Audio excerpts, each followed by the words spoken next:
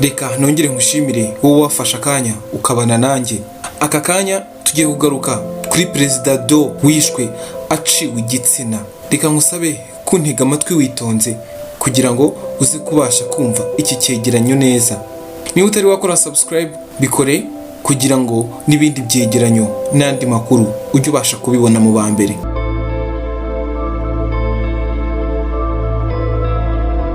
Imyaka 30 irashize Perezida Do yishwe akaswe igitsina azira gutwaza ubugome.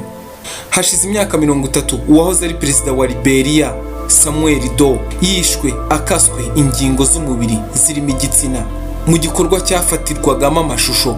Ababikoze n'abasirikare bari bamaze kumuhirika ku butegetsi, bamuhoraga ibikorwa bya kinyamaswa byamuranze ku butegetsi yari amazeho imyaka 10 guhera mu mwaka w'1980 kugeza mu mwaka w'1990. Ibyo Perezida Do yakoze kandi byabaye nk'ingororano z'ibyo yakoreye William Tolbert ubwo yamuhirikaga ku butegetsi. Mu mwaka w'1980 wari mu ishyaka rya True Whig Party. Icyo gihe Tolbert n'abayobozi b'ishyaka rye bahise bicwa. Ku itegeko rya Do ntabwo byari bisanzwe kubona umuntu ufite ipeti rya sergeant nka Samuel Do afata ubutegetsi, ariko yabigezeho ahita ashyiraho na guverinoma ye. Yahise nihanika cyane ku ipeti rya gisirikare rya general. Yatangiye kuyoborana impinduka zidasanzwe. Kugera ku butegetsi, Do yatesheje agaciro itegeko nshinga ryari rihari. Amara imyaka 5 ayoboye igihugu gisirikare. Bigeza mu mwaka w'1985 ategeka ko habaho amatora, arayatsinda. Aba ku mugaragaro perezida wa 21 wa Liberia. Ayo matora ntiyavuzweho rumwe kuko yagaragawemo ibimenyetso byinshi by'uburiganya bwakozwe, ariko Do akaba yarashyigikiwe na Amerika kuko atacanaga uwaka n'abasoviyete. Samuel Do niwe munyaliberia wa mbere wavukiye muri iki gihugu wabaye perezida mu mateka yacyo. Yakomokaga mu bwoko bwa clan bugizwe ahanini n'abanyacyaro. Mbere yo guhirika ubutegetsi mu mwaka w'1980, aba bakaba bari baragiye bahezwa n'abanyaliberia bakomoka ku babyeyi baturutse muri Amerika. Aba banyamerika babaga batakiri abacakara, batangiye kwimuka basubira muri Afurika mu myaka y'1820. Nibo bayoboye igihugu nyuma yo kubona ubwigenge mu mwaka w'1847. Akigera ku butegetsi yafunguriye ibyambu bya Liberia. Amato y'ibihugu bya Canada, Ubushinwa n'Uburayi birushaho kuzana ishoramari ry'amahanga mu gihugu, ariko binatuma Liberia iba igihugu cyo gukweperamo imisoro. Do yagerageje guha agaciro ubutegetsi bwe ashyiraho itegeko nshinga rishya mu mwaka w'1984. Mu mwaka wakurikiyeho 1985 haba amatora, arayatsinda, ariko abatavuga rumwe n'ubutegetsi bwe nabo barushaho kwiyongera. Ayo matora indorerezi z'amahanga nyinshi zayakurikiranye zemeje ko yabayemo uburiganya, ariko Leta Zunze Ubumwe za Amerika zikomeza kumuba inyuma. Mu mpera z'imyaka ya 80, nyuma y'uko komunizme yagendaga icika intege ariko ubutegetsi bwa Do bugenda burushaho kumungwa na ruswa, Amerika yatangiye kugenda imwitaza ndetse itangira kugira uruhare mu guhagarika inkunga z'amahanga, bikiyongeraho n'urwango rw'abaturage bamushinjaga gushyira imbere abantu bo mu bwoko bwe. Byatumye mu Kuboza mu mwaka w'1989 haduka intambara hagati y'abaturage, ubwo Liberia yaterwaga n'inyeshyamba ziturutse muri Cote d'Ivoire zishaka gufata Do. Yaje gufatwa ku itariki ya 9 Nzeri mu mwaka w'1990, yakorewe iyicarubozo, nyuma aricwa. Yishwe n'ingabo za Prince Johnson wari ufatanyije na Charles Taylor mu kumurwanya. Ubuzima bwa Do kuva kivuka. Yavutse tariki ya 6 Gicurasi mu mwaka w'1951, avukira hitwa Tuzono mu giturage gito giherereye mu ntara ya Grand Gaydey.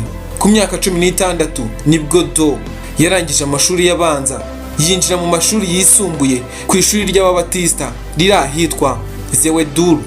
Nyuma y'imyaka 2 yahise yiyandikisha mu gisirikare cya Liberia AFR yiteze ko azahabonera buruse izamujyana mu ishuri ryisumbuye ryo muri Kakata. Kuyimuha atangira guhabwa inshingano za gisirikare. Mu myaka 10 yakurikiyeho yagiye ahabwa imirimo itandukanye mu gisirikare, irimo kwigisha, kuyobora za gereza zo muri Monrovia n'indi. Amaherezo ariko Do yabashije kurangiza amashuri yisumbuye, yiga mu buryo bw'iyakure, ahita ahabwa ipeti rya Master Sergeant ku itariki ya 11 Ukwakira mu mwaka w'1979, ndetse ahabwa ubuyobozi bwa batayo ya 3 yakoreraga mu murwa mukuru Monrovia, umwanya yabayeho amezi 11. Kwa 12 Mata mu mwaka w'1980, Master Sergeant Samuel Doe yayoboye agatsiko k'abasirikare bakomoka mu bwoko bwe, batangira igikorwa cyo guhirika ubutegetsi bahereye kugaba igitero ku ngoro ya Perezida William Tolberto, baramwica. Ingabo ze zishe abandi bayobozi 26 bari bashyigikiye Perezida Tolberto muri iyo mirwano.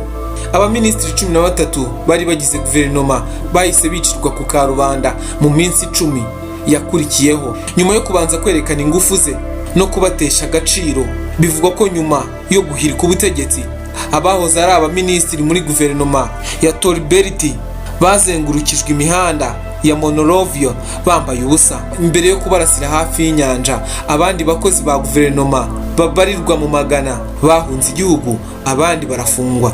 Amaze guhirika ubutegetsi, Do yahise afata ipeti rya General, ashyiraho akanama kiswe People Redemption Council PRC, kari kagizwe nawe n'abandi basirikare bo hasi bagera kuri 14 ngo kayobore igihugu. Iminsi ya mbere y'ubutegetsi bwe yaranzwe no kwica abahoze muri leta yarahiritse, ategeka ifungurwa ry'abanyapolitike bagera kuri 50 batavugaga rumwe n'ubutegetsi bo mu ishyaka Progressive People Party, bari barafunzwe na Tolbert kubera imyigaragambyo ishingiye ku muceri yari imaze ukwezi baye.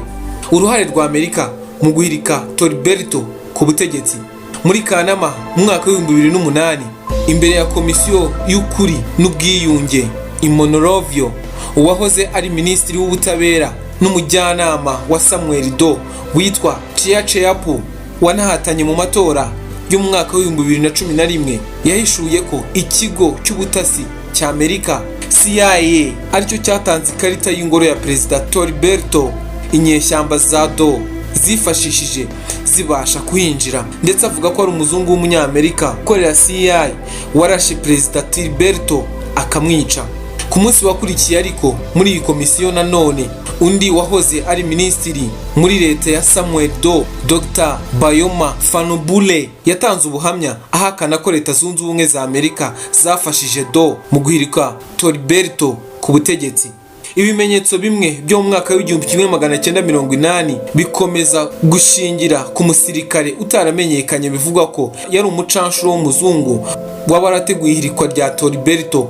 Mu gitabo cy'ubuzima bwe, Victoria, umugore wa Tolberto, avuga ko yiboneye umugabo wihishe ku maso ufite ikiganza cy'umuzungu atera icyuma umugabo we. Urupfu rwa Samuel Doe. Charles Taylor wari warahoze ari inshuti ya Samuel Doe yinjiye muri Liberia aturutse muri Cote d'Ivoire kwa 24 Ukuboza mu mwaka w'1989, atangaza intambara yo gukuraho Doe. Taylor yari amaze gutoroka gereza yo muri Leta Zunze Ubumwe za Amerika, aho yari ategereje koherezwa muri Liberia. Yari imukurikiranyweho ibyaha byo kunyereza umutungo. Intambara y'isi ikomera ku buryo hagati y'umwaka w'1990 Taylor yari amaze kwigarurira igice hafi ya cyose cy'igihugu. Samuel Doe yaje gufatirwa i Monrovia ku wa 9 Nzeri mu mwaka w'1990, afatwa na Prince Johnson wari uyoboye umutwe wa INPFR wari witandukanyije n'umutwe wa Taylor NPFR. General Quinn wayoboraga ingabo z'umuryango w'ibihugu byo muri Afurika y'Uburengerazuba Ekomoji yari yatumiye Doe ku cyicaro mu nama, ndetse yamwijeje ko umutekano we uburinzwe. Mu gitondo cyo ku itariki ya 9 Nzeri mu mwaka w'1990, Doe yahageze mu gihe hari igikorwa cyo gusimbuza ingabo za Nigeria zari zifite ibikoresho bihagije zisimbuzwa ingabo za Gambia ngo zari zifite intege nke. ingabo za Nigeria ngo zari zamaze kuhava ubwo Do n'abasirikare bake bari bamurinze bahageraga, kandi bumva nta kibazo cyari kuvuka. Do yaraherekejwe agezwa ku biro bya General Quino, mu gihe abari bamurinze bari bategereje hanze. Inyeshyamba za Johnson zagize gutya ziratungurana, zihita zigera aho hantu zitatumiwe kandi zitwaje ibikoresho biremereye, zihita zitangira kwaka intwaro ingabo zose za Do. Zirangije zitangira kurasa umwe ku wundi mu bari baherekeje Samuel Do, nyuma zibarasira mu kivunge.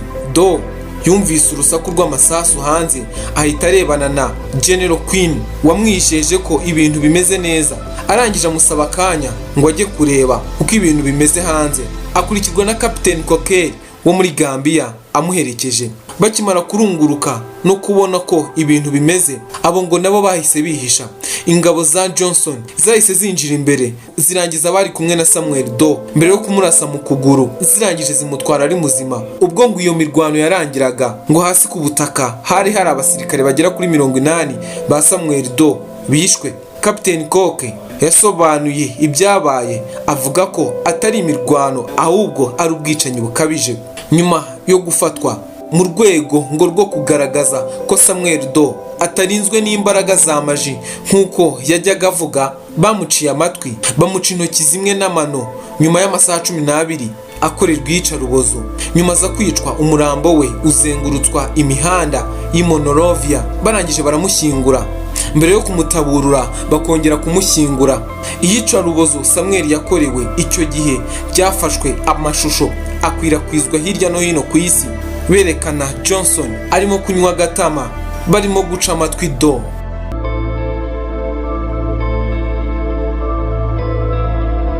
Ngurwo urupfu rubi cyane Do yapfuye. Reka nkushimire wowe wafashe umwanya ukabana nanjye, uri gukora subscribe kugira ngo tujye tubana mu biganiro byacu bya buri munsi.